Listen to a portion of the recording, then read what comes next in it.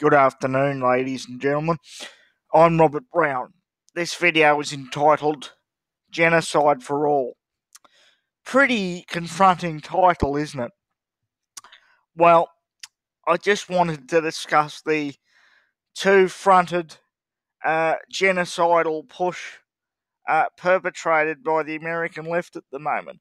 At first, you got these draconian, disgusting, genocidal laws, and I refuse to call them abortion laws.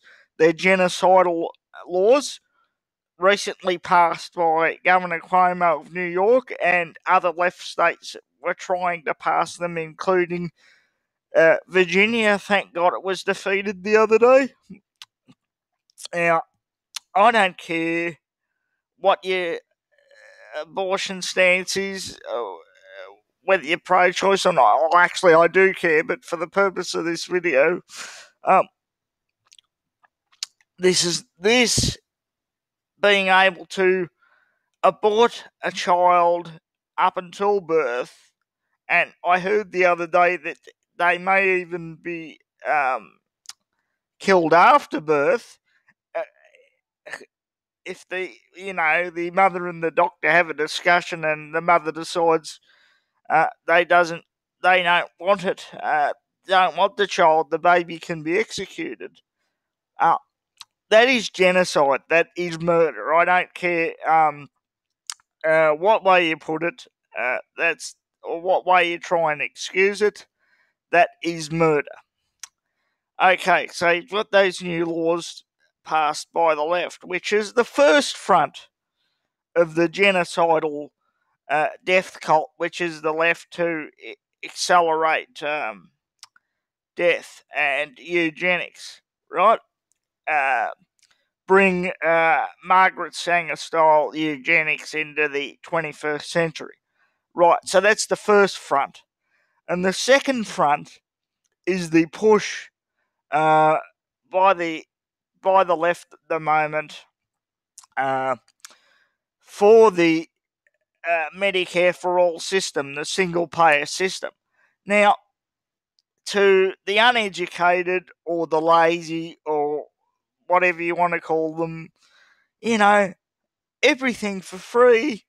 They like to use these buzzwords like free. Sounds good, doesn't it? But nothing is ever free. Somebody has to pay for them.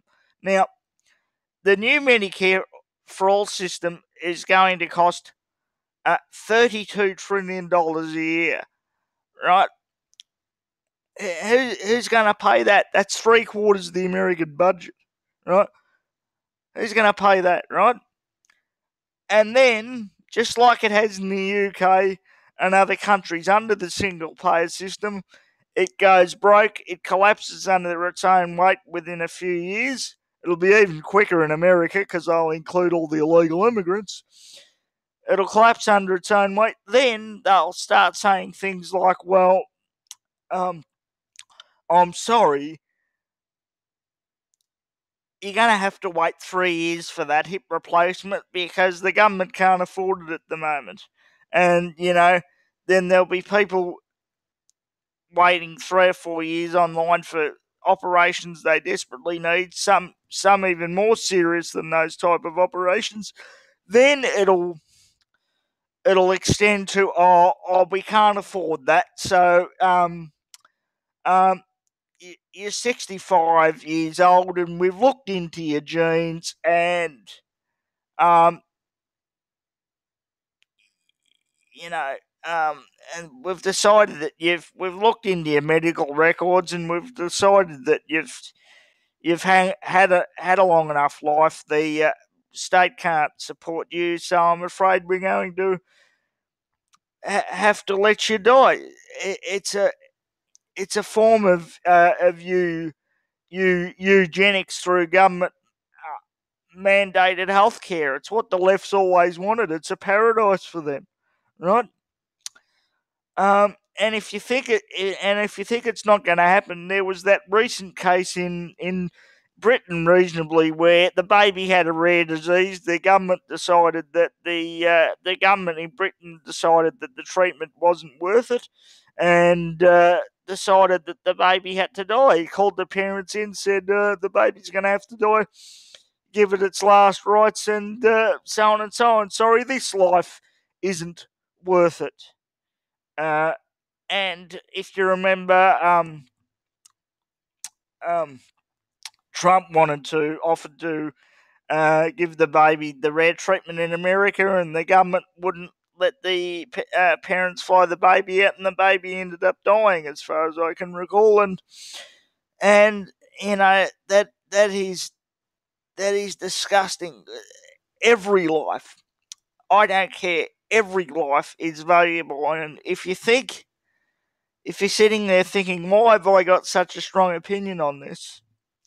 It's because I was born 11 weeks premature, and I had to spend 6 weeks in a humidity crib in order to survive. When I was born, I weighed about as much as a margarine tin, and under these new New York laws, if my mother wanted to, even up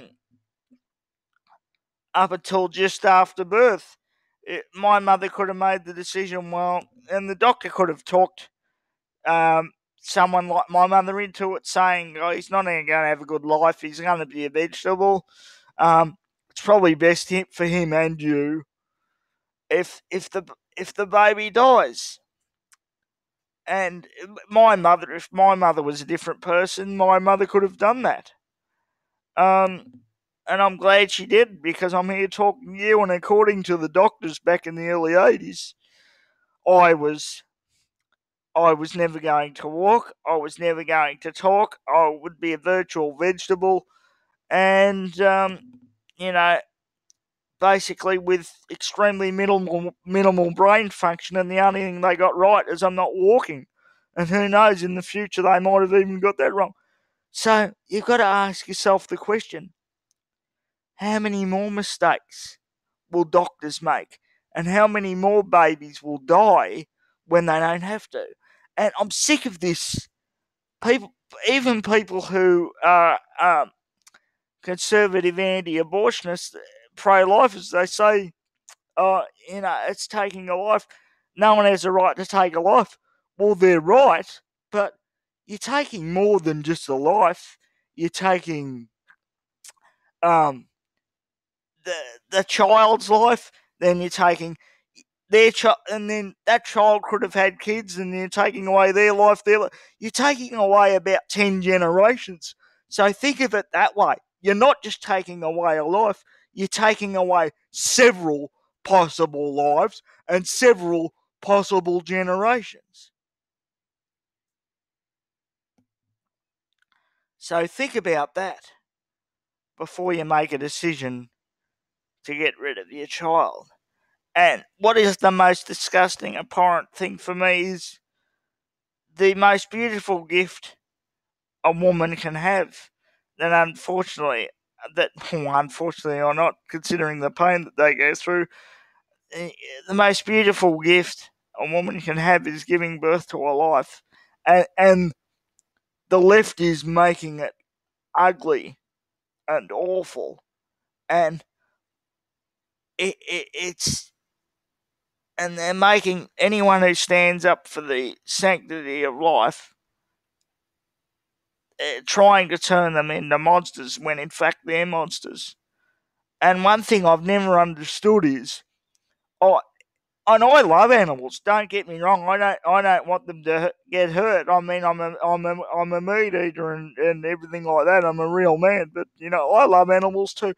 But the left will carry on about, or some of the left who are vegans, they'll carry on about, you can't eat meat because you you're killing animals, and that's butchery and everything like that. But suddenly, killing an 8th or 9th month baby, or a baby at all, that's fine, is it? Well, talk about hypocrites. Talk about absolute. That's what I don't understand about the left. They've got absolutely no principles. Only an argument that suits them at the time to get them what they want, or get them the power that they need. But trust me, ladies and gentlemen, this Medicare for All plan is a long-term plan for mass eugenics. And if you don't believe me, look at countries like look at Britain now, where they decide who and who doesn't get treatment based on an AI computer system, and look at countries like Norway, like some of those Scandinavian countries where basically, you can have an earache and you can say to a doctor, I've had this earache for 6 months and I can't stand it anymore, and I want to die, and they'll kill you. Ladies and gentlemen, I'm going to stop talking now, but good and evil is becoming more and more apparent, and you have to decide which side you're on. Thanks for joining me. Bye.